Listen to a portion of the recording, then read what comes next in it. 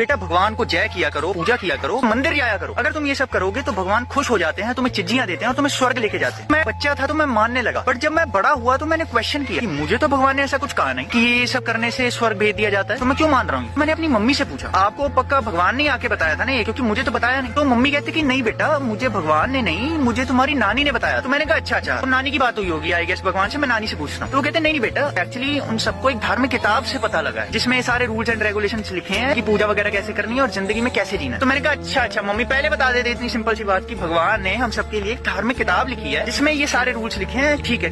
Mummy कहते बेटा नहीं, वो जो किताब है ना वो भगवान ने नहीं बल्कि इंसान ने लिखी है। या मैंने कहा मम्मी अगर किताब भी इंसान ने लिखी है तो इसका क्या प्रूफ है कि भगवान मुझसे रूल्स फॉलो करवाना चाहता है। इसका क्या प्रमाण है कि वो भगवान जिसने हम सबको बनाया है उसमें सोचने समझने की भी शक्ति है, वो कॉन्शियस भी है, उसे सही गलत की समझ तक भी है। मैं कैसे मान लूं कि वो भगवान मुझसे एक मूर्ख प्राणी से अपनी पूजा करवाना चाहता है। सिंस मेरे जैसे बहुत नास्तिक हैं और 90% ऑफ द रिलीजियस लोग भी ऐसे हैं जिन्होंने वो धार्मिक किताबें कभी नहीं पढ़ी जिंदगी में, तो फिर क्या फायदा उन किताबों का। खुद सामने आकर बताता क्यों नहीं। अगर भगवान सच में हमसे कुछ सेट ऑफ रूल्स फॉलो करवाना चाहता तो वो खुद सामने आकर बताता कि ये रूल्स है धरती वालों, ये करोगे तो मैं तुम्हें अपने साथ स्वर्ग लेके जाऊंगा। बट उसने ऐसा नहीं करा क्योंकि वो चाहता ही नहीं कि हम ये सारे रूल्स फॉलो करके धर्मों के चंगुल में फंसे, अपनी जिंदगी बर्बाद करें, आपस में लड़े, और या तो वो एग्जिस्ट ही नहीं करता।